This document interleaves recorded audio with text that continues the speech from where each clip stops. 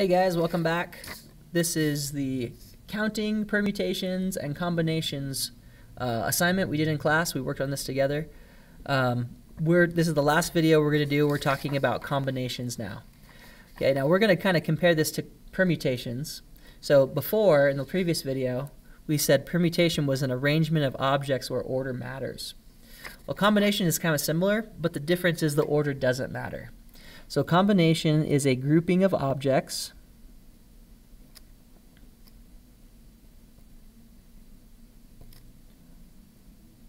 where order doesn't matter.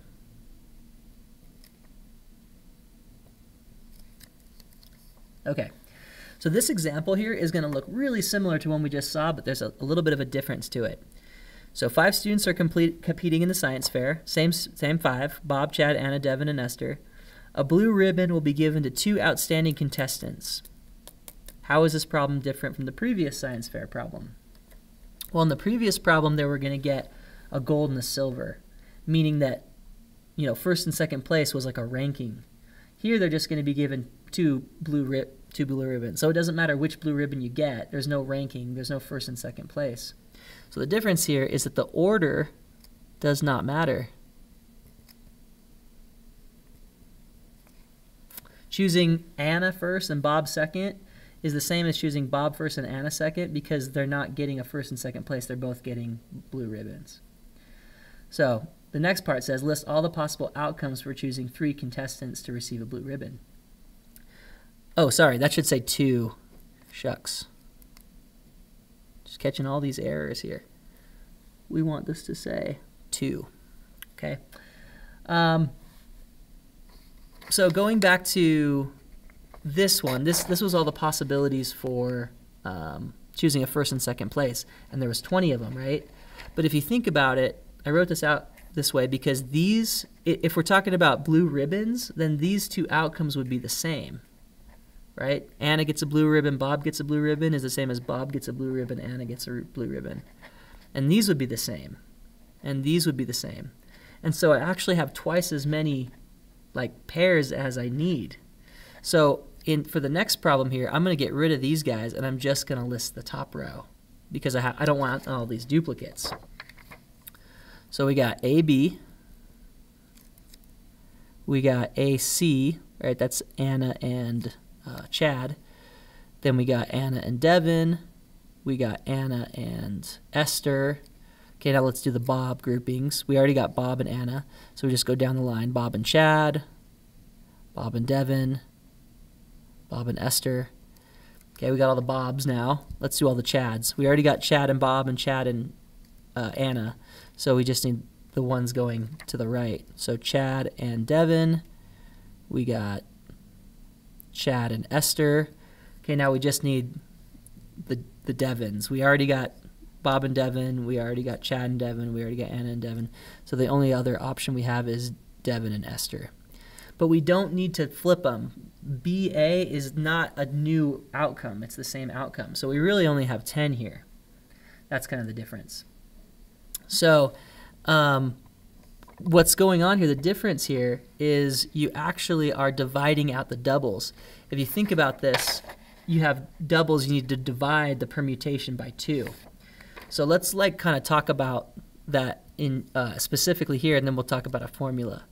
So for the combination, what I want to do is I want to take the permutation, which was 5 factorial over 3 factorial.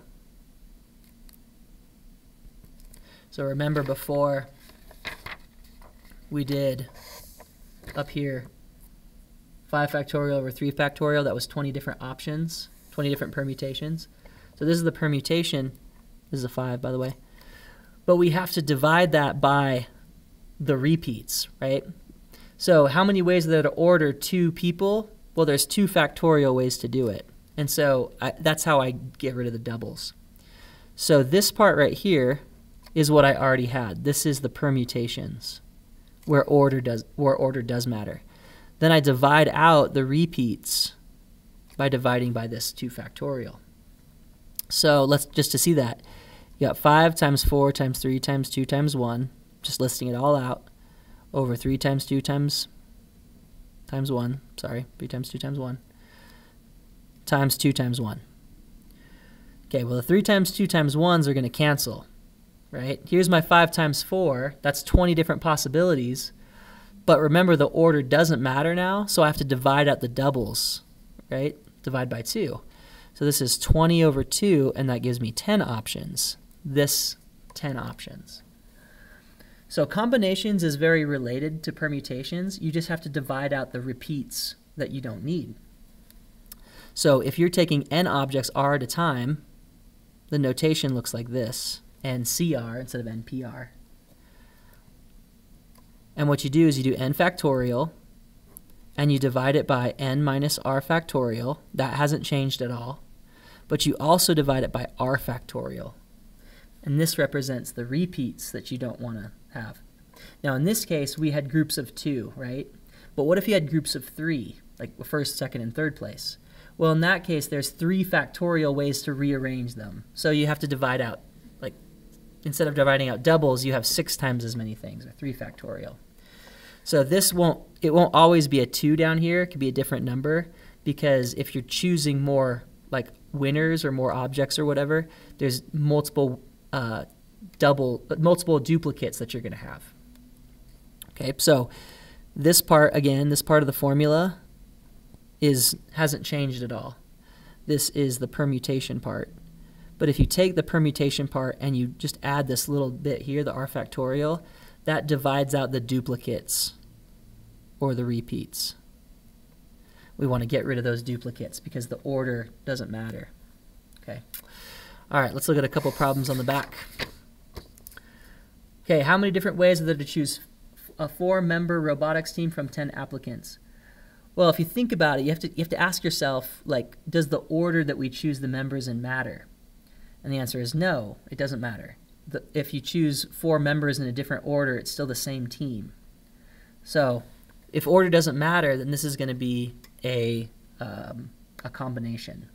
And so what we have here is we have 10 people, and we want to choose 4 of them, and since the order doesn't matter, we're going to do 10C4 instead of 10P4. If it was like a first member, second member, third member, fourth member, and we're like ranking them, then it would be a different story. But it doesn't matter what order we pick them in. So what we're going to do is we're going to do 10 factorial over 10 minus 4 factorial, and then also a 4 factorial. Or 10 factorial over 6 factorial, 4 factorial. Okay? Now this part right here, this is the permutation, right? A 4-member team, this would be 10 times 9 times 8 times 7. That's how you would choose those 4 members, right? But then you have to divide out the repeats because we don't want all those duplicates that we would get with a permutation. So this would be 10 times 9 times 8 times 7 times 6 factorial. So this is the rest of it, 6 factorial, over 6 factorial, 4 factorial. So I'm going to cancel this 6 factorial and this 6 factorial. Now the top part, that would be the permutations. That's how many 4-member teams you can pick if the order matters. So like Joe, John, Bob, and Bill is not the same team as Bill, Joe, Bob, and what was the other person I said? Anyway, yeah, the order, like I said, it would matter in this case. But we're going to divide that by 4 factorial to get rid of all the duplicates. Okay, so we got 10 times 9 times 8 times 7 over 4 times 3 times 2 times 1. We're going to take this as far as we can without a calculator. So if the 4 times the 2, that's 8, so we can cancel out the 8. And there's a 3 that goes into 9. 3 goes into 9 3 times.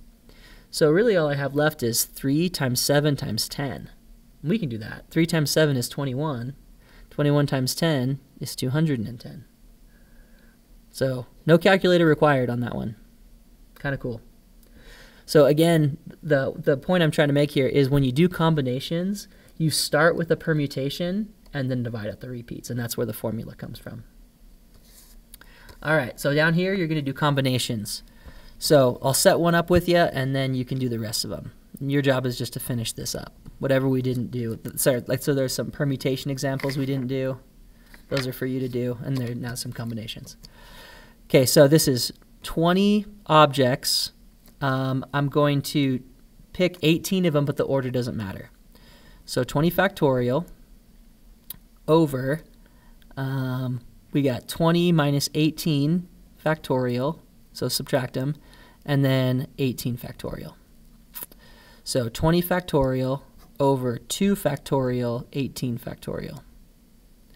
So writing that out, that'd be 20 times 19 times 18. I'll stop there. That's all the rest. The reason I'm stopping there is because I have 18 factorial here.